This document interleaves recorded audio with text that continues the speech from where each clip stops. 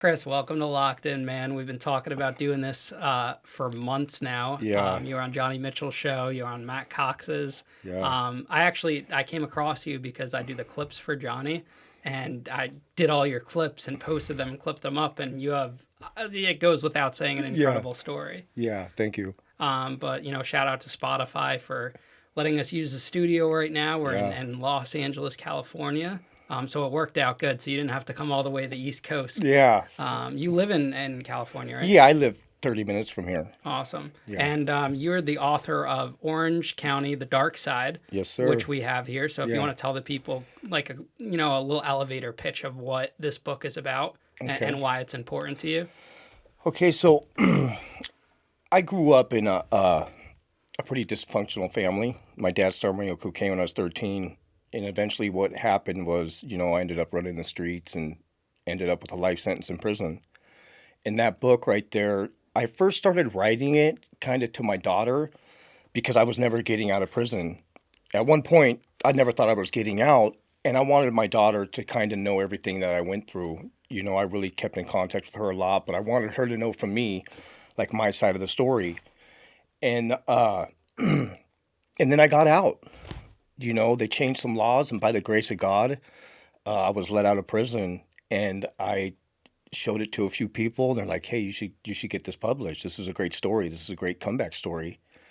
And I did just that, and I rewrote the ending, because now I'm an electrician, and how I changed my life and how I'm, doing good and grateful to be out. The book is a biography. It's all true. A portion of the money goes to at-risk youth.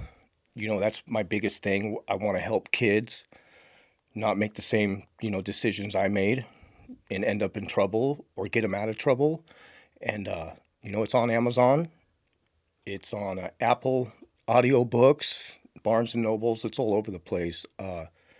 It's a great story, and it's on Amazon. And You know what's interesting about that? You said electrician. You're not the first person I've interviewed from California that was affected by the three strike laws and got like a mandatory sentence and then got out and became an electrician. They're very like felon friendly. That's a good career path, right? well, the problem is that people don't want to do that. People don't want to work anymore. They want to, they want to do office work. All the old timers, the electricians are fading out. So like, there's a big need for electrical workers, plumbers, construction workers, period. But where I got really involved in it, I went to a prison, and they had vocations there. And I've always liked, doing electricity and messing with electronics. So I took a vocation. It was a 2-year vocation, and I got my card and completed a vocation for electrical. And so I knew if I ever did get out, at that time I wasn't getting out of prison, but I still wanted to go to school. I got my AA degree, but I didn't want to sit in prison and do nothing, and then next thing you know, I went to another prison. I got in a bunch of trouble at that prison and went to another prison and went to High Desert. And when I got there, the counselor, because they go through your file to check what's going on, he goes, "Hey, as soon as you come off C status, I'm going to put you in maintenance." And I've heard stuff like that before, but he was serious. And they put me in the boiler room at High Desert, working with all the HVAC and all the electronic washing machines there. And I was there for 5 years until I paroled. Now, were you I have to lose the headphones. I don't really like them after Yeah. all. Were you on maintenance as a lifer Yeah. in prison? So I'm curious about this. So have you watched the show Prison Break? I have. I'm watching Prison Break right now. People are Yeah. going to rip me because this came out years We ago. watched it. Everybody in prison watched it because it was on the mainstream TV. But But yeah. something that I thought was weird was that the guy that was on death row was working, maintenance openly. Does that happen? No, a death row inmate. Well, I don't know about these other states, but in California, Yeah. back then, death row, you were sitting in San Quentin and you weren't getting but an hour a day of program, maybe 3 times a week. Yeah, that was Now, ridiculous. but on the now show. they let they took everybody off death row in California, and now they put them back on the main line and gave them life without. Oh, there's no death row anymore. I can't speak fully on what's going on about it, but I'm pretty sure that it's over. Mm-hmm. So they emptied it out. There's a lot of people in Chino, the Yeah, of course. citizens around Chino State Prison. that are complaining because they're there. But I'll say this. This is a funny story. So when COVID happened, a lot of people are going to listen to this and they're going to be like, there's no way this happened, but it happened. So I was working in maintenance there. When COVID happened, just like out here in prison, they shut everything down. So there's 8 engineers in the prison a day, 2 on each yard, like free staff, stationary engineers that come in the prison, they overlook it. We do most of the work, but they're there for the tools and all that. They send them all home but one. So I didn't think I was going back to work. It's a boiler room. This is some dangerous stuff that you're working with, and the next day, the sergeant calls me out of the cell and calls me to work. And I'm like, hey, what's up? He goes, you gotta be in here. I'm like, there's nobody in here. It doesn't matter. You're the only one who knows how to run it. Because the steam plant heats the kettles up to cook the food for the whole prison. The thermal fluid plant heats up all the laundry to dry the laundry. And then all the HVAC on top of the building keeps all the coolers and keeps all the food cool. So they had me in there for like almost 2 months by myself. A lifer in prison, making sure all this stuff was running so it didn't, because it would shut down during the daytime and I knew how to get it going. Do you think the prisons are too, dependent on inmates to run the facilities like that? Well, it's the inmates run the prison when it comes to work, the kitchens, all that. They got free staff in there and they just make sure, nobody steals nothing. Their job is just do all the paperwork. But the inmates do the work, except like, administration and stuff like that. But the boiler room, so if the boiler room shuts down, you can't cook food. So it cooks food for the whole prison, the 1 yard and all 270 yards. If that thing shuts down, they can't cook food. If that thing shuts down, they can't dry the clothes or wash the clothes because of the hot water and, the thermal fluid. If the HVAC pumps on the roof, the compressors go down, the food's going to go bad. So that K&L maintenance has to be running Monday through Friday and on the weekends. Without it, the prison won't function. Wow, But the crazy part is, and I think about it all the time, I think, like, is that really freaking happen? They left me in there. I mean, there was cameras and stuff in there, but and then if something happened, if I knew something was going bad or something happened, or like one of the SEALs would come down and tell me, hey, the refrigerator's not working. And then I would go next door to laundry, which was right next door, and tell the girl there, hey, you got to call the engineer on call and have him come over here to bring me tools so I could fix whatever's going on so we can go on the roof or do whatever. But they had me in there for 2 months almost. Do you think you could have planned an escape while you were in there? Mean, like hypothetically, dude, you can't, to get out of a place like that, dude, it's just going to wreck your life. You're not going to make it. And then where are you going to go? It's like in high desert state prison, it's all, it's all land. There's nothing out there. Yeah, it's interesting watching Prison Break from an inmate's perspective because watching it, like a lot of the stuff, like the death row thing we talked about, but like the lack of security cameras and just common areas and just everything, it was not realistic of what they pulled off. So at Old Corcoran, I'll tell you a story. So at Old Corcoran, I knew a guy who escaped. He tried to. You can't get out of there. You can, but you're going to get caught. But what happened, this was on a level 4 yard. I was paroling. When we were told, because my cellie was the shot caller, when we were told about what was going on, it was like a month before I was getting out.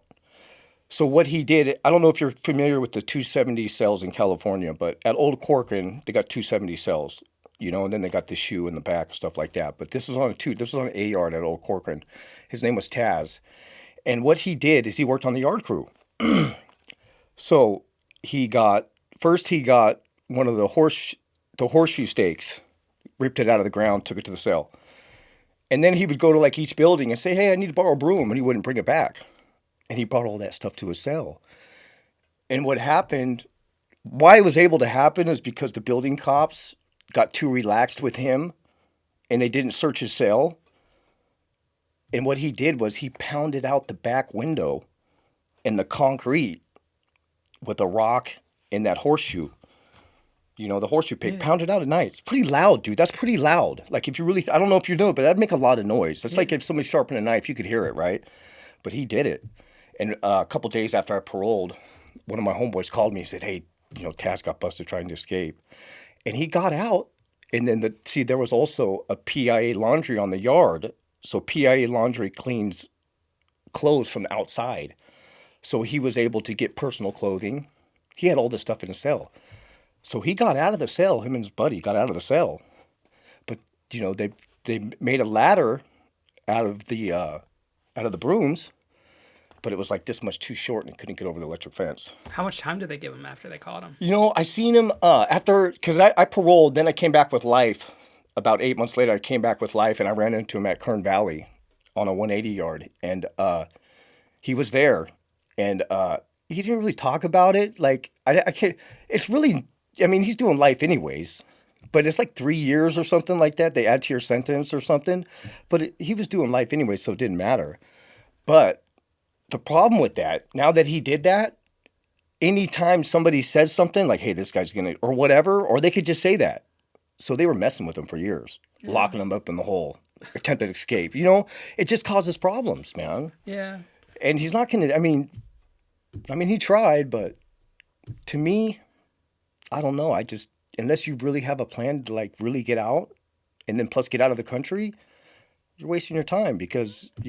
I mean, in today's world, you look at all the prisoner escapes that happen; they get caught very Fast. quickly, and they need an inside person. Yeah. I mean, look at what was it, Alabama, with the woman, the female officer got that killer out, and then that she ended up dying, and all of that. It's crazy. Yeah, and then that's the thing too. Person. I mean, and then if you escape, I mean, as I look at it now, if you escape from somewhere and you start going on the run, you're gonna have to hurt. You're gonna possibly have to hurt somebody on the way. You know what I'm saying? It's just because something's gonna happen, and if you really, if I'm getting out, I'm not coming back. You know what I'm saying? So it's like that's just for me, but I just it's one of how them. far you're willing to go and take it. Yeah, exactly. So you told us briefly, like when you were describing the book, about your childhood, and I want to start there kind of with this interview. Give us like a rundown, an overall picture of what your childhood was like, growing up, your family, siblings, everything like that. All right, so I grew up in the city of Orange, in a nice neighborhood. We had everything a kid could wanted. My dad was a baseball coach. He was a bricklayer, made really good money, owned his own business. And then this was early '80s, and then everything started to go bad. They lost the house.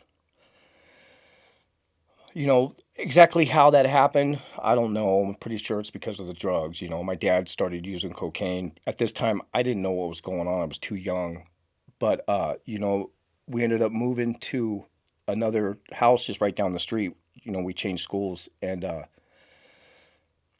everything, I didn't, like we used to get a lot of good clothes and stuff. All that stuff was stopping. We weren't getting, we didn't have money like we used to. And my parents were, fighting a lot. I used to race bikes a lot when I was a kid. My dad would come home. I don't have time, and it just started, it just started falling apart. I didn't understand it at the time, but, he had started using cocaine, and it was taking over his life, just like anybody that uses drugs. I remember one time, like I said, we just moved into this house, and I met some kids that lived down the street. We became friends, and I was spending the night at their house, and hanging out with them. And then one day after school, they were, waiting for me, and they were calling me a drug addict. Hey, you're a drug addict, you do cocaine. And I'm like, as a kid, you're like, what? I don't do drugs, And the funny thing is that their parents knew friends of my parents, and they told them what was going on. So now all these kids in the school, I wasn't allowed to hang around with. None of the kids' parents wanted me around their kids because of that. And being a young kid, you don't understand that, And at that point, I started hanging around people that were troublemakers. My parents split up. About that time too, my parents split up. My dad moved again, but down the street in another house that was run down. And then my mom moved in with our aunt. So we went to live with my dad. we didn't move in right away, but we ended up living with my dad a couple months later. And he had a roommate that was Italian, and his my uncle lived there, and then he had a new girlfriend with her kid. And we did, there was people coming and going out of the house. We didn't really know what was going on. But like a couple months later on New Year's Eve night, me and my buddy were sitting at the table listening to records on the record player. And my dad comes out and he has a little white vial in his hand. And he sits down at the table, gets a mirror out, pours, some white substance on a mirror and starts chopping it up and made 3 lines. And the first thing I thought of was what these kids were saying, like, wait a minute, And my dad did a line. Then he handed it to me. Go ahead, try it. And I did it, and then my friend did it. And I was instantly high. I'll never forget it. And I thought it was the greatest thing in the world.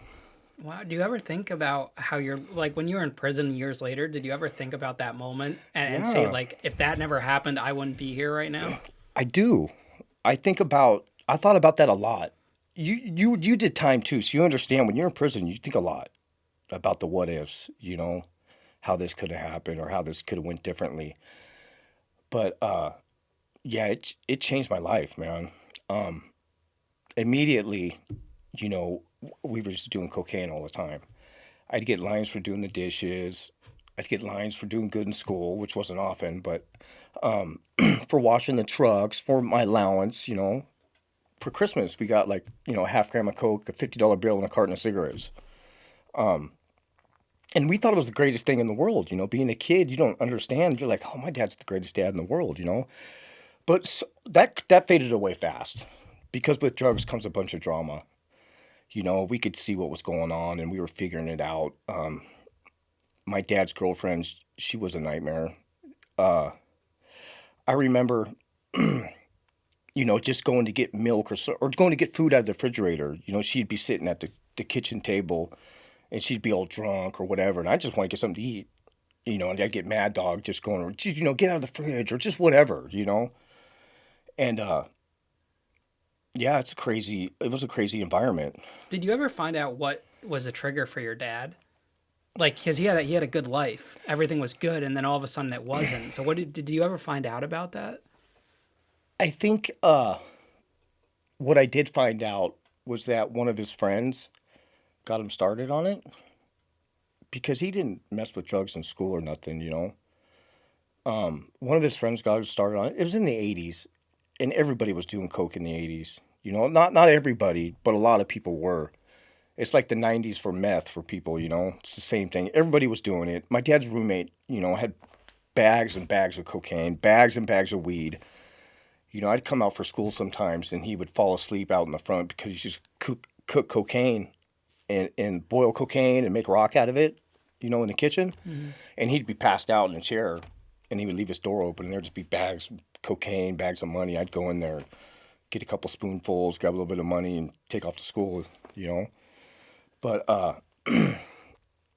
yeah, and from there, it just went bad. Did you have a lot of friends? Were you popular or were you bullied or what was that No, like? I wasn't bullied. I was actually the bully. Me and my friends, I had 4 friends that I hang around with, and we had long hair. In Villa Park, we went to school in Villa Park. You had long hair? I grew up with long hair, yeah. Yeah, I grew up with long hair. Until about, I don't know, like 17 or 18. But it was just 4 of us. But we went to school in Villa Park, Sarah Villa Junior High School, which is a really nice area. So the kids there were all wealthy. They dressed differently. We dressed with black T-shirts, like Iron Maiden T-shirts, long hair. And there was only like 4 or 5 of us, and that was it. And we were always in trouble. We were always getting in trouble. We were smoking all the time, and they knew we were doing drugs. And so, we were bullies. I know I was. Not so much the other kids, but I think I was acting out as a kid. And plus, I was such a small kid. I was like 4'11". So I was always trying to fight the older kids. And I was terrible. When you were in prison, did you ever reflect back on the people you bullied? I did, and actually it happened to me later in life when I moved to Anaheim. I wasn't getting bullied, but I was new to the area, and I was a drug addict. When I moved to Anaheim, I was just a drug addict, and then I moved to Anaheim and I started running around with gangs, and that's a whole different environment. Those people were serious. Um, and then so I was kind of like an outsider. So I can't say that I was bullied so much, but I was taken advantage of. And I actually got beat up a few times from my homeboys, telling me, "Hey, you let these guys do that again, we're gonna keep beating you up." And then what eventually happened was I just became like them, and I just like I could pretty much just remember that one day I was just like, okay, because if you're not gonna be tough on the street, you're not gonna have nothing. And once I learned that, it was easy for me.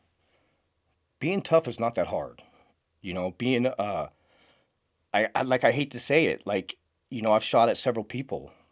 I got in trouble for shooting a couple people, and it was easy. If somebody's trying to, somebody who's done it, if somebody's trying to get you to protect yourself, it's really not that hard. Now, the people that you've shot, are these people that are in the life with you? Or Yeah. so, because a lot of Yeah. people, when they hear about shootings and this and that, I think so one component that's missing from the story is that this person was Yeah. equally as involved and culpable Yeah. in that. Yeah. So, yeah, that's, and the thing is that about that, and for a long time, I was mad in prison about that. Because the reason why is because these guys know I've shot at their friends in the past, like 3 of them, and I wasn't shooting at them for fun. I mean, it was over some pretty, some issues that happened. And then what ended up happening was me and my buddy were on the phone call. He was in prison, and I was out on the streets talking to him on the phone, and we were talking about how one of their friends got killed in a high-speed chase when he was running from the cops, and we laughed about it. Well, this girl heard it, and she told all her friends. So now all these guys are calling my friend Crystal, telling her, "Hey, we're going to get Chris," And Crystal told him, "Well, if you do, he's pretty smart. You're probably going to get shot. And sure enough, like a couple months later, I ran into these guys. There was like 7 of them. And they know I carry a gun, but, why would somebody would, I mean, if I knew somebody carried a gun, I'm not going to go after them without a gun. You know what I mean? Because it's a losing battle. And I ended up shooting a couple of them, and went to prison for it. Did you graduate high school, or you never finished? I dropped out in like 8th grade. And by what year were you in prison? How old were you? 24. 24? Yeah. So your like spree kind of started around like 13, 12, 13, or a little Well, I older? didn't really start running the streets till I was like, seriously running the streets till I was like 18, 19 years old Okay. in Anaheim. And between those 5 years leading up to the life in prison, It was all havoc. and it was just arrest after arrest, why don't you explain to the audience what the 3 strikes law is? Because most of the time you hear life in prison, oh, that person killed someone, they got life. But in Yeah. your scenario, yours wasn't like this big organized crime, ring. This was a buildup of Yeah. acts that landed you there. So the California 3-strike law is what it states is that if you have 3 violent felonies, you get 25 to life. It was supposed to be 3 violent felonies. They actually, altered the law during that time. And, if you got 1 violent felony and 2 felonies, they were striking you out. So the law got misconstrued, and the court, the DAs were able to manipulate it to give everybody life. So a lot of people got life in prison for pizza, a half gram of meth. I can go on and on, In my case, I went to jail, I would say 15 to 20 times for cashing stolen checks or stolen cars, drugs, knives, never got caught with any guns. I did one time, but I beat it because the hotel room, I got caught with a shotgun, but the hotel room wasn't in my name and nobody said nothing. So, I was able, they had to release me. But why I got struck out was because of the shooting. I shot 2 people, and I got 2 violent strikes for that. So I signed a deal for 6 years for 85% because it was aggravated assault with a firearm. I did 6 years. I lost all my good time. I went pretty much right to a level 4 prison and paroled from a level 4 prison and got out with 2 strikes. I had, under the intention that I was not going to get in trouble no more. I wasn't using when I got out, and I had every intention not to use drugs again. But that didn't happen. I started using drugs and selling drugs again, and then 8 months later, I got busted again, and I got 28 to life. What happened after cutting out that your mindset shifted? You left prison in that mindset of I'm gonna do good, I'm gonna get my life together, and then you went back to using. What was the trigger? Okay, so when I got out, I got a good job working for Miller Pipeline in the union. I wasn't using. And I didn't plan on using. I told myself I'll never use drugs because I know if I get in trouble for anything at that time, you're getting life in prison. So I'm not doing that. But not back in when I paroled, there was no groups. There was no victims impact. There was no rehabilitation groups to help you understand, about yourself or whatever. So I'm thinking I'm going to be okay. I'm thinking I can go hang out with my old friends. I'm thinking I could do all this stuff and just not use and be okay. But what happens, people, places, and things. You start hanging around your old friends that are using, you're going to end up using too. And I remember my girlfriend brought drugs home one day. She brought meth home. I moved in with this girl. I met this girl, moved in with her, and she brought drugs home. And she's like, come on. I said, no, I can't, I can't. You don't understand, she's kind of a square, so she just doesn't get it. But then she was buying it, and I'm like, I'm not going to pay for this stuff. So I started selling it. I wasn't even using it. I was selling it for like 2 months before I started using it. And then the next thing you know, I'm selling like a lot. I'm working and selling drugs. And then one day I used it. And then that was it. I never went back, got a gun, and I was off and running. Do you think that the 3 strikes law was an effective thing, like an effective deterrence? In general, I know like you eventually strayed from it, but you had mentioned that you got out and you were like, I know I have 2 strikes. I can't afford a 3rd one. I don't think it is. For some people, it was. I've known people who got 2 strikes who said, yeah, that's it. I'm not messing around no more. And they didn't. But for other people that can't control drugs or can't control themselves, it wasn't. Because they struck out a lot of people. And I could say for this for myself, it saved my life. I had to do a lot of time, I get that. But prison saved my life because, either I was going to really hurt somebody or in the end I was going to get hurt. And it saved me. Yeah, go on. Yeah. It saved me. It took me a long time in prison to change, but I did. And I was able to go through a lot of groups to understand addiction or the lifestyle of addiction. And I was able to change. What do you think was the biggest takeaway that you learned about that lifestyle? What did you learn about yourself? I learned that I was more addicted to the lifestyle than I was to drugs, I think. To committing the crimes, to running around with a gun. That was more addicting than anything. It was fun.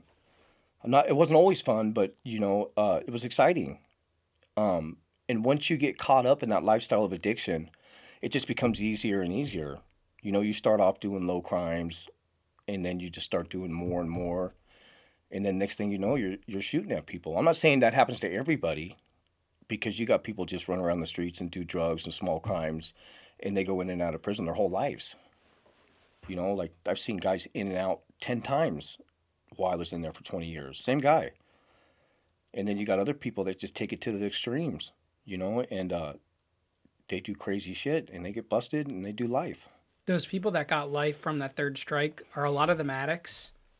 Yeah, they all are. Yeah, they all are because they're career criminals. The 3 strike law is pretty much a career criminal. You just keep getting in trouble and trouble and trouble, and you get more serious crimes, and then they strike you out. Yeah, I think like that.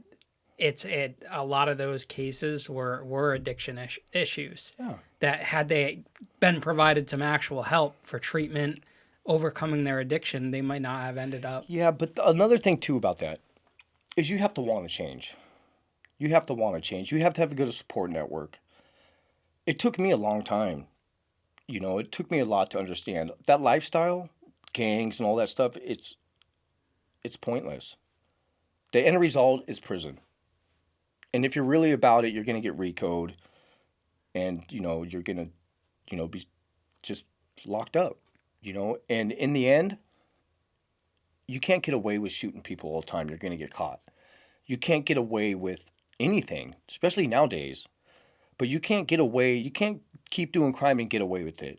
What I learned about myself is that it came to a point where I just didn't want to be that person anymore, and I just begged God to change me, and I was able to learn a lot about myself.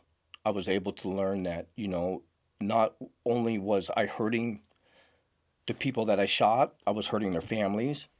I was hurting the first responders. I was creating victims everywhere. I was selling drugs to people, and who knows what they were doing with these drugs, what they were doing to kids, or I don't know what these people are doing with these drugs. So being a drug dealer, you don't know what's going on. You're just creating victim after victim after victim, and I'm going to spend the rest of my life trying to make amends for that. I hurt a lot of people, and I'm lucky to be out. And I'm very grateful for a second chance at life. But the 3-strike law, okay, I had to do a lot of time. But if I didn't do that time, if I didn't go through all that stuff that I went through, I would have probably never changed. Because it just made me sick of everything. I've seen so much hypocritical stuff in prison. You've been there, so you understand what I'm talking about. It doesn't make no sense. In the end, it's stupid. Yeah, the rules, the It's politics, just the politics is stupid. You got one guy getting killed over buying drugs from a black guy, and then you got the same guys that are doing it are getting drugs from the black guy on the side. Nobody knows. And I could just go on and on, but in the end, they don't really care about you. If something comes up and you mess up, they're going to try to kill you, or they are going to kill you. For what? I didn't want to live like that. Yeah, no one's your friend in there. Dude, even on the streets, I could count on my hand the real friends. I made a lot of friends that are close to this day that I used to run in the streets with, and I'm close to them. But for the most part, you can't trust nobody. Beyond that, you really can't, And I learned that the hard way. Now you're 24 years old. You get life in prison. No, I didn't get life until I was 30. Oh, so you're 30. Okay, you got your 6-year bid when you were 24. Yeah. So now you're 30 with life in prison. Were you already a gang affiliated at your first sentence? Yeah. And what was that process like? Well, I just ran around with crazy white boys. We were crazy white boys, and I just became part of it. And that was in prison, or no? That was on the streets. That was on the streets. Yeah. Okay, and those are what they refer to as a peckerwoods? No, not peckerwoods. I don't know why the Connect John. said that. You know what I mean? But he has his own little whatever he wants to say. So but what is crazy white boys? Then? We're just crazy white boys. We were just just like you got Peni, you have all these other gangs. Yeah. We weren't serious like them. We were just a group of guys. But it's not like a race-based gang? Is it just like... I mean, you're white, you're all race-based. If you're a white boy, it's a racial gang. I'm not saying that you're, going out there and, being totally racial about it. Mm-hmm. But in the end, you have these gangs that are white supremacist gangs. They're talking to other races, I know that it's just a label that's put on it. I could say that. I'll tell you a story. So one time, this is before I went to prison. I went to this house to drop off some dope for my buddy because we were selling drugs. He's like, "Hey, go by this house and drop off some dope." So I go there, and a black girl answers the door. I'm like, "Hey, I got the wrong place." And then the dude in the back's like, "No, Chris, come in." And I go in there, and it's this white dude. And I pull him to the side, and I say, "Look, because I don't care. You know what I mean?" I said, "Hey, don't call us anymore because if they find out, your girl's black, they're gonna have a problem with it." So like a week later, I go to a hotel room to drop some dope off, and I get a gun in my back. and they're talking shit. These people are talking shit, right? They're saying stupid shit. I only had like a 16th of dope on me. You know, they didn't get really nothing from me. They got my gun, which was, you know, no big deal. So then I called my buddy and I'm like, hey, get my backpack, come pick me up. So now I'm mad. So now this is what, you know, you robbed me, so now we're going to have a problem. So he comes and picks me up and we go over there. And the black girl was, you know, like bragging because she was a model, how she bought this brand new car. She don't have insurance for it, you know, it's just sitting outside. So in my mind, I'm like, all right, I just burnt the car down. You burnt their car. So I went over there, and the it's not fun. Now I think about it, it's funny, but it's not. But so we go over there, and it's in a parking structure, like a carport. You know, you got apartments above it. Mm-hmm. So I just went over there, threw a marble out the window because it shatters it, and shot a flare gun off in the back of it, and split. You know, and it just fried it. And then they're calling like, "Hey, tell Chris we're sorry" or whatever. You know, but shit happens, dude. And that was just like a regular. Would you guys do those kinds of, you know, I guess violent acts often, or is that? I just mean, a one-off? that wasn't a fight. That was just like one of those things. Like it came to the point in my life where I was gonna win. I might not win right there, but I'm gonna win in the end. And that's how I like. I would never. So I would. I would never go into a situation where I knew I couldn't win. And if I couldn't win, I would wait till later till I could. That was my mindset. And you know, and there was a lot of crazy shit like that happened. So that mindset, here's the question: how often did that mindset get you in trouble in your early years in prison? Because that's a dangerous mindset. When you go to prison, in prison is different. It's not like that. You can't control the situation. Once you go to prison, you can't. You're in situations you have no control over. It's different. I'm talking on the streets. I'm talking on the streets where I could control the situation. And that's why Crystal pretty much said, you know, Chris is pretty smart. Like, you know, like I'm not going to go anywhere or do anything where I know I can't win or I don't trust everybody there. That was just me. I'm a tripper when it comes to like that. But there was a few situations, you know, where stuff like that happened between, you know, 1990 and 1995. It was pretty crazy. When I went to prison, though, you know, it's different. You're sober, you know, and you just kind of, you can't hide in prison. There's nothing you could do about it. You have to go to yard. You have to do what they tell you to do. And if you don't, you're in trouble. So now you're 30. You got life in prison. What are like those first feelings, emotions that like first, you know, everyone talks about the first night in prison. Are you talking about when I got life? Yeah, when you got that life. What is that like? I remember when I first got in trouble, they called me down to the Loop. In Orange County, they got the Loop where they bring everybody in. They call it the Loop.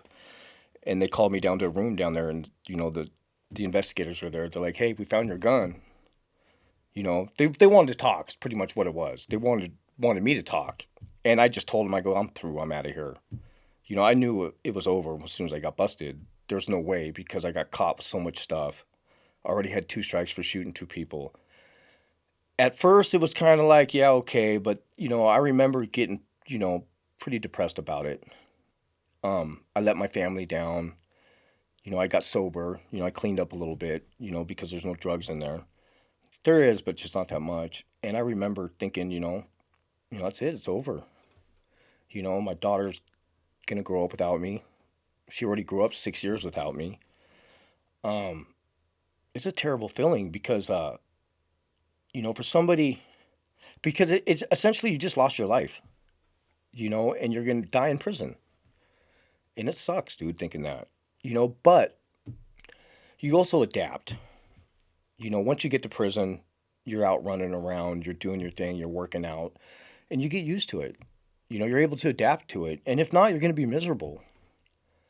But the first couple years, you know, you just kind of go through the days, and then you just, you know, you come to terms with it. You know, about 7, 8 years after I got busted, I started doing a lot of groups. Not a lot, but I started doing groups. I just trying to better myself.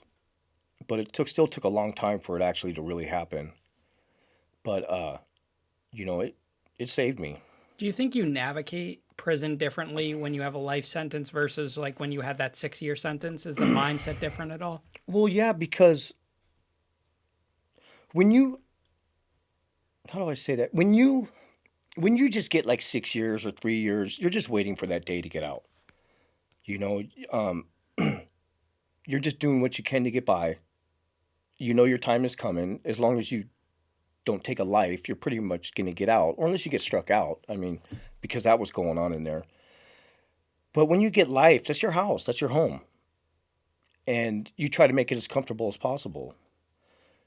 A lot of people go off the handles and they just start, stabbing everybody they can and trying to make a name for themselves, or whatever they try to do. Um, I just I got in a little bit of trouble, but not a lot, because for me, I didn't see myself going to prison and getting in more trouble. I just didn't see the point in that. For what? I'm not getting paid for it. I'm not making money from it. I don't need to make a name for myself. Um, I know what I'm capable of, but I don't need to prove that to anybody. And you just go through the days. I just worked out all the time, started going to school, and luckily they changed some laws. Something I see a lot about, like comments from listeners and viewers on YouTube specifically, is everyone compares California prison to East Coast prison. So when they see like the East Coast guys, which are predominantly a lot of my interviews, they say like it's kind of like weak on the East Coast, not a lot of action. Is there a lot of action in the California? Yeah, California prison is the most dangerous prison in the United States. When it comes to state, I don't know about federal, that's different. I'm talking about state prisons. It's crazy. And it became, I remember back in the day, somebody would stab somebody. It would be like one guy stabbing somebody, sometimes two. But then it became like a sport, really, to where, they'd have the Odinist circle, which is a little gate, chain link gate, a little bit bigger than this room right here. And they would set it up where, they would do their little, you know, pray to Odin, do their little thing. And then afterwards they would, you know, take a dude out. One guy would hold him down and the other two guys would just stab him to death. And it became, it became a lot of that on those yards. And then, it just got worse and worse. And then phones came in, so now everybody's able to look up everybody, and people are just getting killed everywhere. Yeah, you were kind of in that time period where you were there without phones, and Yeah. then you were there with phones. I was in CDC when it was CDC before it came CDCR, back in the 90s. I seen that all. I've seen all that. And it just got worse over the years. I think a lot of it had to do with, they took the Aryan Brotherhood off the main line a long time ago. And a lot of these kids and a lot of these, gangs like NLR started running the prisons, the main lines. But from the back, the Aryan Brotherhood was running the prison. So, the Aryan Brotherhood, I could say this about the Aryan Brotherhood. They made sure that everything ran smoothly for the most part. I'm not saying all of them, but it was a lot more organized when they were on the line back in the day. To when they took them off the line, there was a lot of chaos because you had so many different factions and so many different people running these yards. And if you don't got the right person running the yard, there's just going to be problems. Because if this guy's using drugs or getting in debt or doing whatever he's doing, or doing stuff for personal reasons instead of dealing with stuff for reasons that are legit, it's just going to cause problems. And I just seen over the years that, all that changed. Now they brought them back. The Aryan Brotherhood, the Mexican Mafia, they put them back on the main line because they won their little lawsuit. Did you hear about that? I didn't know. So they had them all locked up in like Pelican Bay and Corcoran Shoe. Indeterminate shoes. If you were validated, Aryan Brotherhood or NLR or Mexican Mafia, you got validated and you were indeterminately put in the shoe and they weren't letting you out. And some of them guys were back there for like 30 years. And just recently, I want to say like 2021 or 2020, they won a lawsuit where they can't do that. So they brought all those guys back and put them on the main line. So now you have, the Aryan Brotherhood. They're all back on the yards now. But it's just, prison, all that's, for me, all that stuff is just, it's stupid. I've interviewed a Mexican mafia, a former one, and how he got recruited. And after hearing his story, I think they're more dangerous, one of the most dangerous prison gangs, if not the most. I think they're more dangerous than the Brotherhood, but maybe not as organized. I think that the Northerners, so the Serene, the Southern Mexican mafia, I think they all are. For me, I think the white boys, they're just known for just brutal murders. Like some of the most brutalest murders you're going to see in prison are from the white boys. They make good knives, and then the Northerners too. The Northern Mexicans, they're like the military. The way they run their faction is like a military. The Southerners too, but the Northern Mexicans don't really have a lot on the yards. So they have to be on guard all the time. They mentally train, they educate themselves. I see these guys, I speak to some of these guys sometimes. I've met a lot of them. I've actually became really good friends with some in prison, in the end, later. And they're smart. They're smart, dude. They're well educated. They can speak well. They can write well. If they get in trouble, they got to write an essay. Why, they have to, yeah, they're pretty smart. Now, is there a way to respectfully decline joining a gang? Is that possible? Yeah.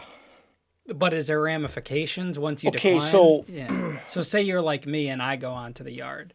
Yeah. Right? And I get approached. And I say no in a respectful manner.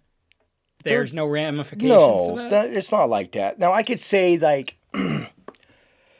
So, I've talked to a couple people, and I've heard something like this. Like, back in the shoe, the Aryan Brotherhood will say, hey, are you interested or whatever?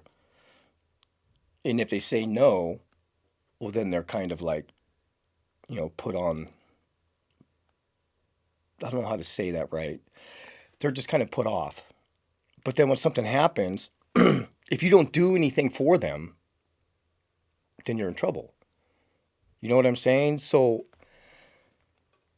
but a lot of those guys that go back to the shoe, that's what their goal is. Their goal is to become, the white boys. A lot of people want to become that. They want to move to the next level.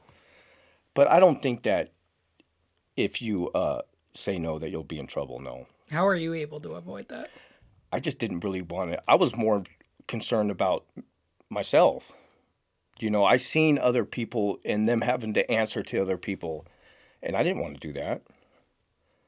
I wanted to pretty much just answer to myself. I mean, I had to follow rules like everybody else, but I didn't want to get involved to where, you go to prison and then you have to do all this different stuff. Or even on the streets, you got to answer to somebody. I just always wanted to answer to myself. So you were able to navigate in that manner with no ramifications, nothing, no issues. Yeah. I think that's like a very big misconception that people hear, and I'm sure you've seen or heard about it. And if you watch prison content, there is that mindset that you could not do what you've done in a max security prison. Okay, so here's the thing too. Like you like listen to like Wes Watson. You've seen his? Yeah. Yeah, I'm curious what your thoughts are on Wes Watson too. I could say that he's pretty wealthy, I'll say that I've never heard of him. I don't think that he was at the prisons he said he was, not acting like that. He was in California, He was in California, yeah, but he said he did all this time in all these places. There's no way you're gonna be acting like that. Or okay, so I've done a lot of time in prison. I've been at a lot of prisons. I've been at High Desert, Salinas Valley, Soledad, Centinela, Old Corcoran, Chino, and that's pretty much North Kern State Prison. I've been to a lot of prisons.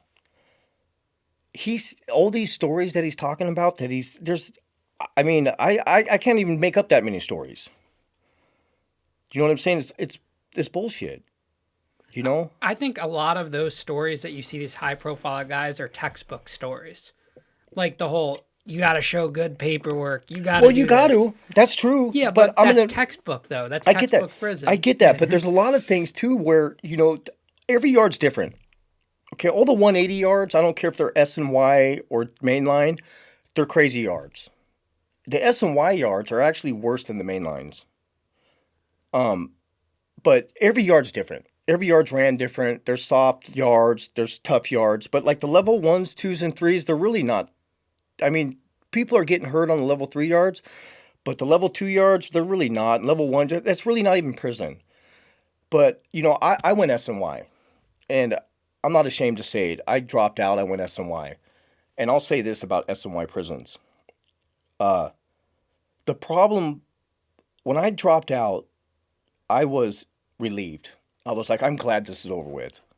And then when I got to the S and Y side, I was like, what the hell's going on here? Because it was worse. Now, dropping out, you mean dropping out from a gang for the Yeah. people that aren't Yeah. I went familiar. S and Y. I locked up. I got out of there. I just was done. I just didn't want to be involved in it anymore. I just was going through that part of my life. And I was relieved when it was over. But then when I got to S and Y, it was worse. You're thinking you're gonna go, okay, it's not. And the reason being is because there's no rules. So when you're on the main line, you know what to watch out for. You know if this race tries something, they're going to be dealt with. So you just have their structure. On the S and Y yard, it's like the California Youth Authority. You don't have to ask permission to do nothing. If you want to go stab that guy, you could do it. If you want to do whatever you want to do, you could do it. So you have a bunch of people over there. They're pretty crazy people. Just because you go S and Y doesn't mean you're a chump. People are over there for whatever reasons, but there's no rules now. So now these people were kept under control because of politics. Now there is no politics. You could do whatever you want. If you want to go kill that guy, you could do it. Doesn't matter if he's white. Doesn't matter his ethnicity. If you want to deal with it, you could deal with it. So now you have to watch out for everybody, and it was pretty much a snake pit. And I seen a lot of crazy shit on the S and Y side. What's the process for dropping out of a gang? Like once you have it in your mind that I'm gonna leave this gang, do you have to talk to someone, or are you Well, going when right it first when it first started, it was more of like a year debriefing process. When I did it, I just gave him my knife. Who do you give the I knife to? just locked up and told him where my knife was at. Oh, to When the I was at Stings COs. Valley, yeah, because I used to carry around a knife in the day room because there was only like 10 white boys there, and they weren't really about nothing. But every time I was a porter, so in the morning I would go out and I had my knife in a sock, and I would get it from under the sink on the second tier, and I'd go back to my cell, take it out, and I'd tie it on a little string on my waistband. And I'd carry it around the day room all day. Because there's only 10 white boys in the building. And then some stuff happened with I wanted to stab this black guy. And the other white boys on the yard found out, and they called me out to the yard, and they told me, yeah, you can't do that. I'm like that's unheard of. What do you mean I can't do that? It come to find out, the the white boys from C and D yard were killing all the white boys coming off the B yard because there was a riot and they didn't deal with it. They were supposed to get off again and they didn't do it. So they're like, if you stab this black guy, there's going to be a big war. We're going to go to the hole, and they want to kill us all back there. And I'm just like, come to find out, the whole yard was in the hat because of that. Do you understand that? Yeah. Yeah. Now, did you have a reason to stab this guy? I did. It wasn't based on race. No, it was wasn't based. No, yeah. not at all. What happened was I was in the day room and I was sweeping, and this old man, this black guy, wanted this older white dude to run something for him. And he said, no, I'm not doing it, So this black guy was yelling at the door, like, you fucking piece of shit white dude, or whatever. And I'm like, oh, yeah, yeah, that can't happen.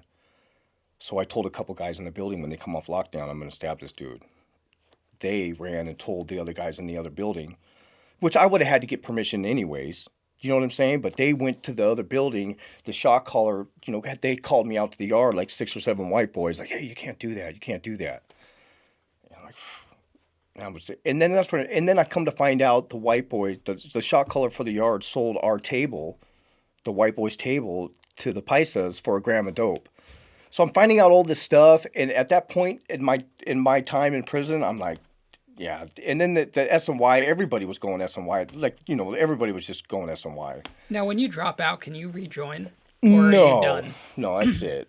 Have you No. seen anyone rejoin I once they think dropped out? okay, so I think I don't want to. I'm not totally positive, but from what I understand, the Northerners maybe could pay their way back in. I don't know if it's true or not. I know I've heard about that on the SNY side, but I don't know if it's true. Yeah. Yeah, Now, going back to Wes Watson for a second, because I wanted to talk about the gang dropout, because yeah, that's really interesting, and we haven't talked about this before on the yeah. show. But to Wes Watson, I've never met the guy, never interviewed him. I would have him on the show if he ever wanted to come on. But my only issue with him is I feel like individuals are paying him way too much money and getting kind of scammed. That's exactly what's happening. Like people are It's paying exactly. $10,000 or $15,000 for life coaching. He's renting a lot of the stuff that he has, the houses, this and that, which he might be a great business guy. There's no shade against He that. tried to do it to me, man. Yeah, but the individuals that talk to him and he bullies them into giving them the money. That's crazy. He tried to do it to me. I tried to contact him because I was thinking, okay, maybe this guy wants to help at-risk youth. So I contacted him, and immediately he got back at me. What did he say? 15 grand? Send me $3,000 and I'll hook you up with my life coaches and this and that. I'm like, I can't afford that right now. He's like, well, put it on a credit card. I'm like, whoa, like, I just want to know if you want to help people or not. Yeah. And another thing I'll say too about SNY yards too, is once you go SNY, you don't have your friends anymore. You don't have the homeboys that protected you. So once you go SNY, you just have yourself. So that's when you're really going to find out how tough a person is a lot of the time. So do you think it's more dangerous? Oh, it's way more dangerous. It's way more dangerous. Are more like stabbings and stuff getting carried out? Dude, there's a lot of that going on. And then they started a bunch of gangs too. There's some serious gangs on that side now. On the dropout yard, yes, they start dude. gangs? They got the GBGs, which is the Gay Boy Gangsters. Gay boy? You never heard about that? No. Yeah, Wait, I've heard of that's separate from GBs. no, it's GBGs, Gay Boy Gangsters. We're talking California here. Okay. You got the GBGs.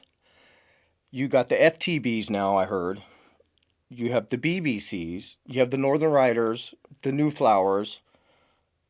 And there's probably a couple other I can't even name off the bat. But A lot of sexual innuendos with the titles. dude, but the FTB, that one is pretty serious from what I understand. So I met a few of them, but now like it's to the point to where this is on the SNY side that you can't get into this gang without stabbing somebody. And this is on the SNY yard. And what they are is like, fuck the Aryan Brotherhood, FTB, fuck the brand. Which that actually started years ago on the main line. Some NLR guys started, the FTB, and they all got put in the hat for it. I actually know a few of them. But they started the same thing on the SNY side. And they're pretty serious, man. They're still it's like people will say, oh, this guy's a child molester. He's going as he's still going to be dealt with over there. Not on the like 1, 2s, and 3 yards as much, but on that level 4 yards, I've seen a lot of crazy shit there. So when you're getting initiated by doing a stabbing, are they sending you off on someone random, just like an innocent bystander? Or Okay, so no, so this is now I wasn't there, but I heard the story. Okay. So I'm speaking on a story that I just heard about. I just want to make that I'm not Wes Watson where I'm going to start, talking all I've seen all this or did all this. This is a story that I heard about. So one guy, this was at Kern Valley State Prison, and this was an FTB guy, and he wanted to be FTB. They get it over their eyes, something like that. Anyways, but some guy came in, and he had no paperwork because they're still checking your paperwork on the SNY side. They think it's just you going over there. There's a bunch of child molesters running around. No, there's not. So the guy didn't have his paperwork. But a correctional officer supposedly, allegedly, said, hey, this guy's a weirdo, which means he's a sex offender. And this guy would never come out of a cell or nothing. Somehow they lured him out of a cell, and the guy just fucked him off right there. And then the cops see it and they just walk away because you got 4 pods. In a 180 yard, you got 4 pods. I can't remember how many cells. Then you got the tower, so the tower's walking, checking each pod, and he's just seen it and walked away. But yes, it happens. So during your time, were sex offenders allowed to just walk the yard at all? Never. So why would they even put them on the yard to begin with? I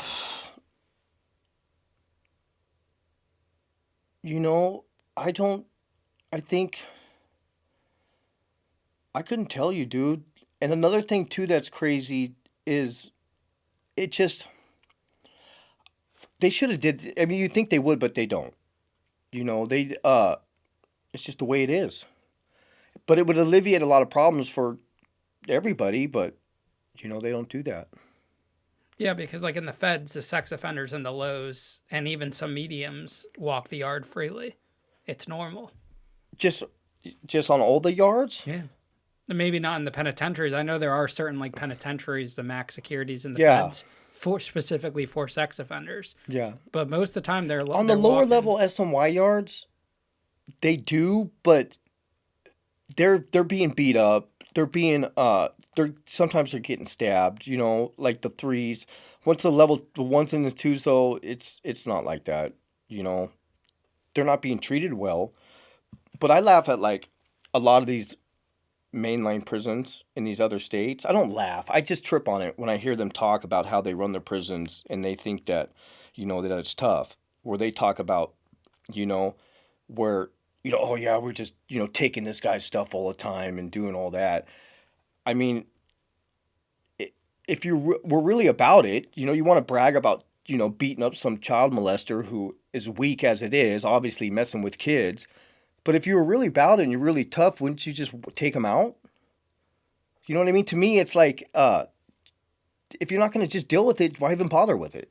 Is that wrong? No, I mean, for me, I don't know. I do see those comments a lot. Like when people do tell stories about beating up a child molester, they say that that's not necessarily tough because they're the weak ones. Dude, I just think that for me, and that's another thing. I don't see it being tough when you walk up to somebody and just fucking stab him when he doesn't know what's coming, or you got 2 dudes just, stabbing to death a dude.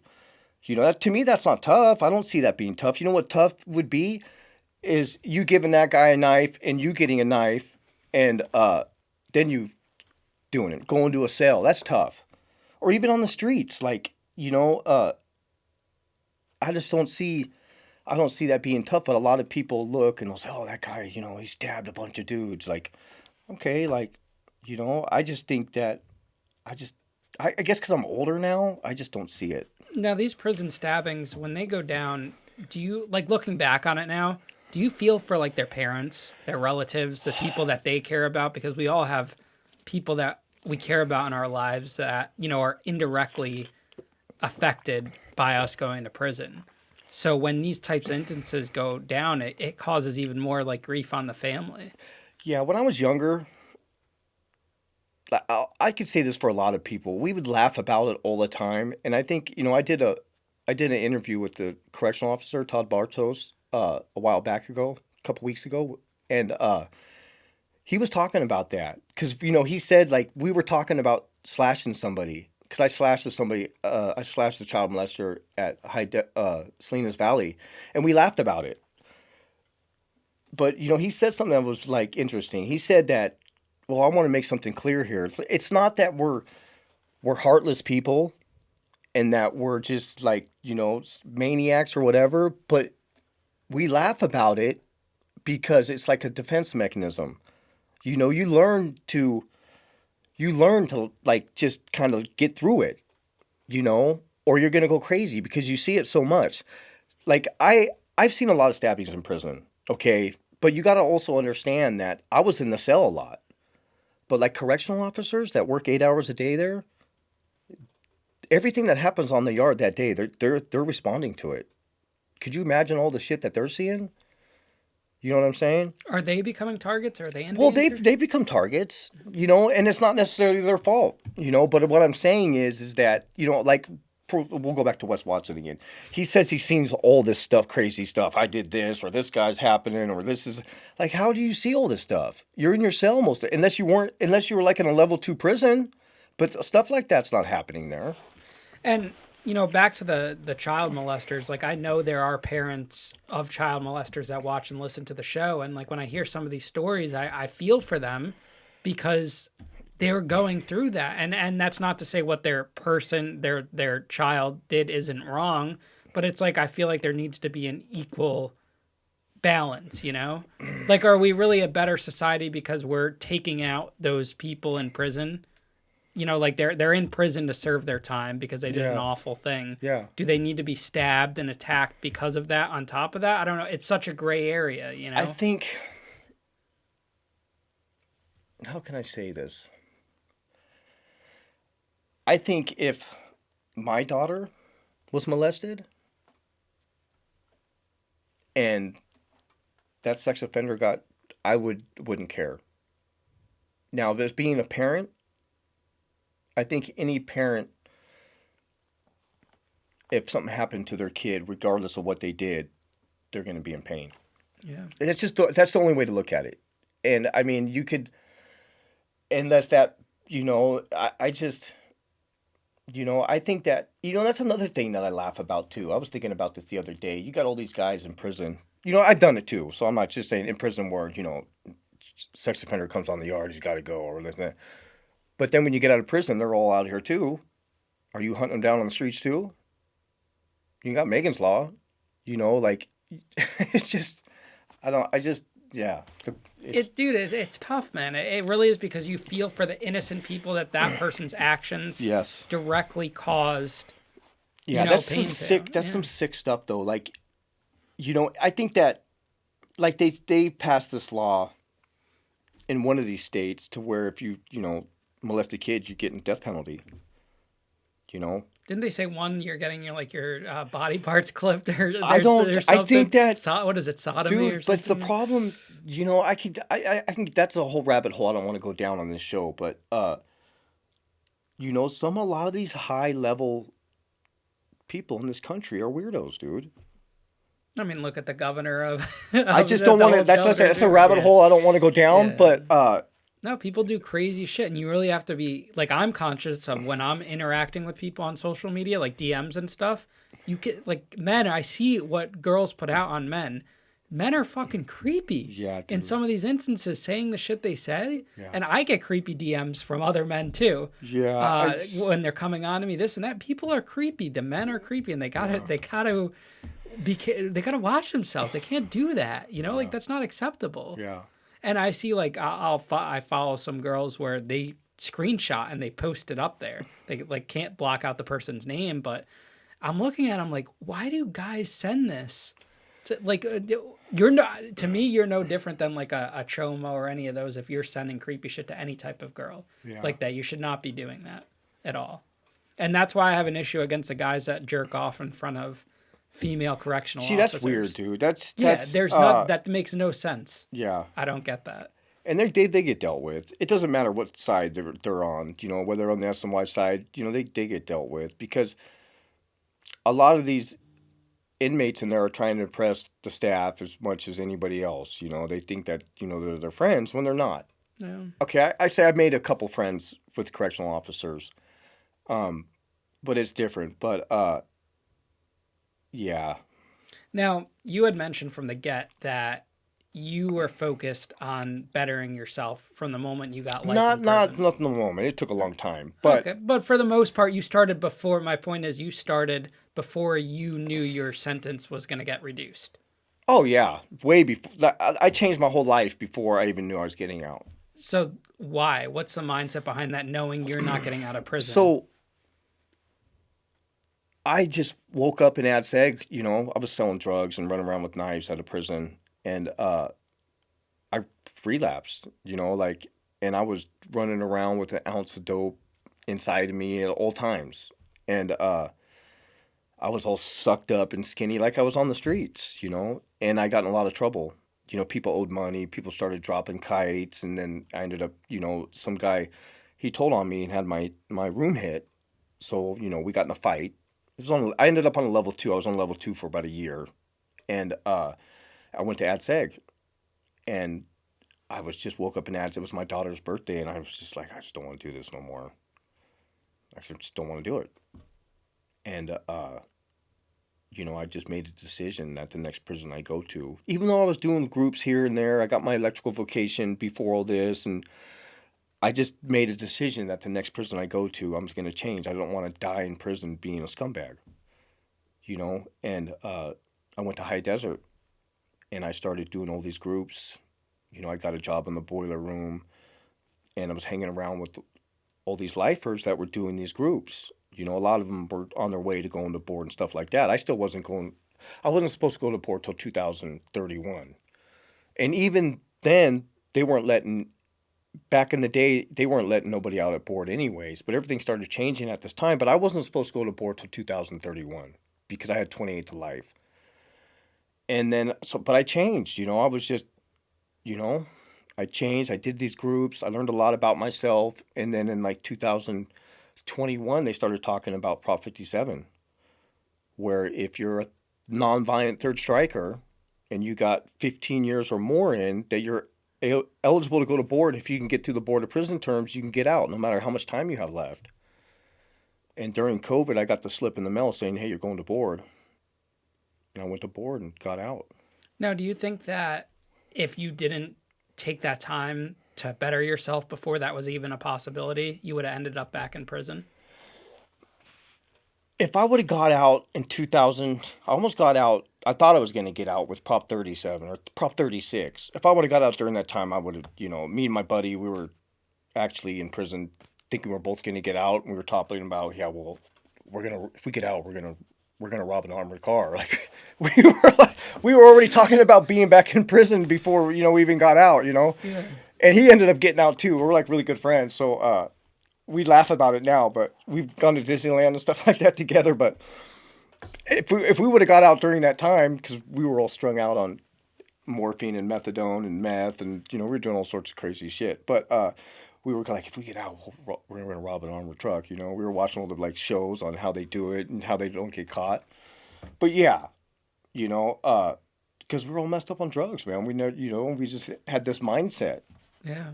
And then, it just all changed. So you're in your 50s now. How many years did you do in prison total? 26. What does that make you think about? Like when you look at that and you do the math on paper, like you spent, half of your life exactly in prison. It's crazy because like music, every time I hear a song, it reminds me of a prison I was at. Most of music from when I was in prison all those years. It all reminds me of being in prison. All these songs remind me of that. It's kind of crazy when you think about it, huh? It is. It's a long time. I mean, something that always struck me was when I was in the feds, there would be guys that are like, yeah, I'm on my second 20 piece. Yeah. And because the feds they give out those 20 pieces like it's nothing, Yeah. and on 20 you do what, like 15 or 16. Yeah. And you're looking at these guys who look pretty young and they've already gone through 20. Like I couldn't imagine. Yeah.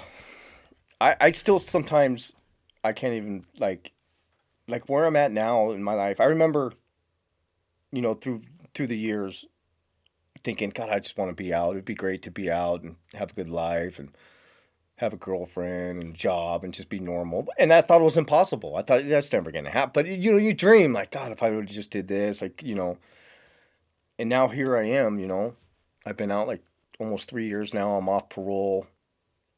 I'm an electrician. I'm making good money. I have a great girl. I'm getting married. Dude, I have the best life that I could have. And I never thought it was possible. I don't think I've ever been happier in my whole life that I can remember. I mean, when I was a kid, I didn't really remember too much. I remember just being a kid, but, and then it was just all drugs for years in prison. But now, it's fucking unbelievable, dude. What advice would you give to the person that is having those thoughts that they would never obtain that and wants to obtain that? What advice would you give to them? Well, I think that now, even if you get a life set, unless you get life without, you're going to get out. But I would say that, you know, for like, I'll give you an example. For me, I know that if I use meth, I'll pick up a gun and I'll end up in prison in that order. And whatever happens along the way, I create victims, shoot people, whatever, that's what will happen. So what do? I don't use meth. I just know that it's over. Um, if you drink and it's going to cause problems and you're going to get in trouble, don't do it. You know, you have to take responsibility for your actions, you know, and if you don't, you're not going to move forward. What helps to keep you grounded now? God. Yeah. I think that and just understanding that I feel that I owe it. For all the bad stuff I've done in my life. I owe it to give back now, you know, to help people, to hopefully not make the bad decisions I made. I mean, I'm still me. I still have these crazy thoughts. I still, you know, but I just know that that's, you know, You're human. you got the devil on one side and, you know, on the other side, you know, and I struggle with that, but I know that I'm older now. I know the consequences. I know that it's not right. But, you know, alls I do now is I work. I go to the gym after work, and I do a lot of side jobs on the weekends, and I go to concerts, go to dinner, go to church. Do podcasts. And yeah, I do podcasts. Yeah, it's been happening a lot. But I would like to say, like, you know, me and my buddy Ronnie Harrell, we started a nonprofit called www.star2023.org. His part is for anti-recidivism. He wrote a book called The Encyclopedia of Self-Help. And what his goal is to get all the books in prison and to get people not to reoffend.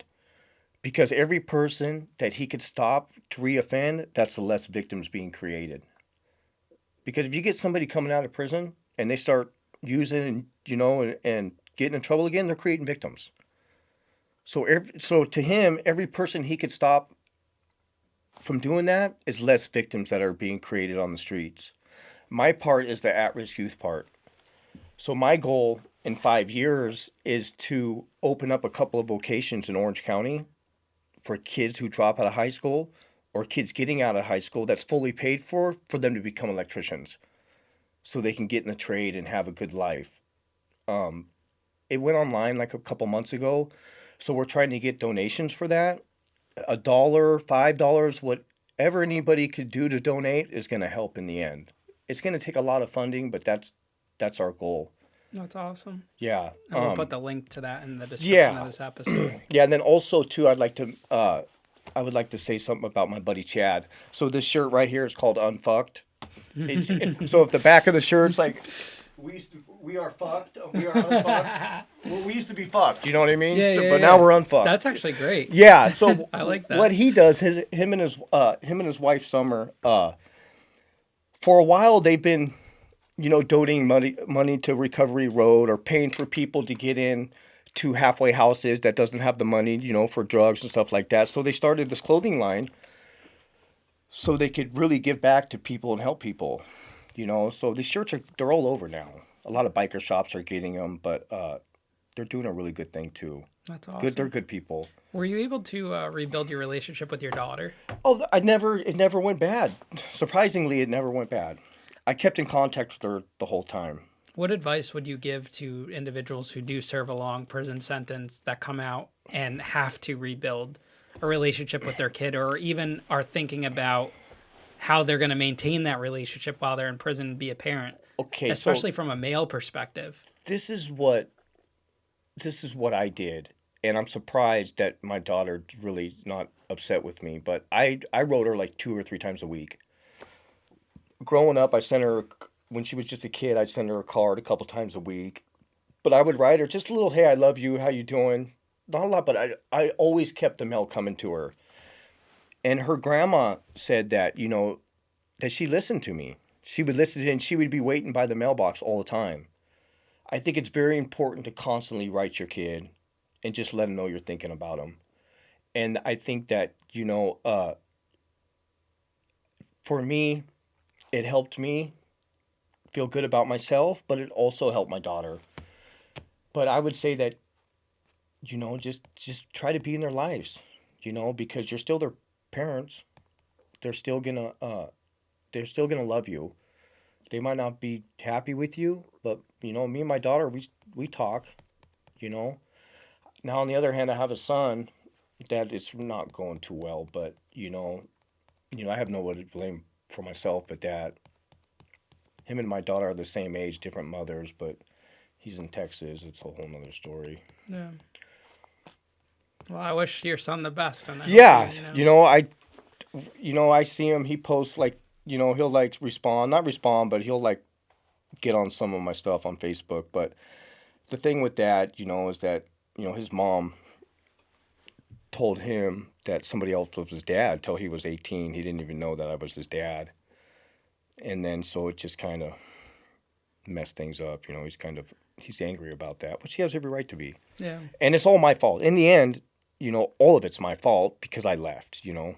But You learned from it, and you're a better man today because of it. yeah, I don't know if I'm a better man because of it, but it's just one of them things, man. Well, Sucks. Chris, thank you so much for coming on the show today. It was a Yeah. pleasure finally talking to you. Yeah, and thank you for having me. definitely keep in touch. If you want to send some shirts to the studio, I'll make sure those get out, and we'll have all the links to your book, the Yeah. shirts, the charity that you're working on in the description of this episode. Yeah. Thank you.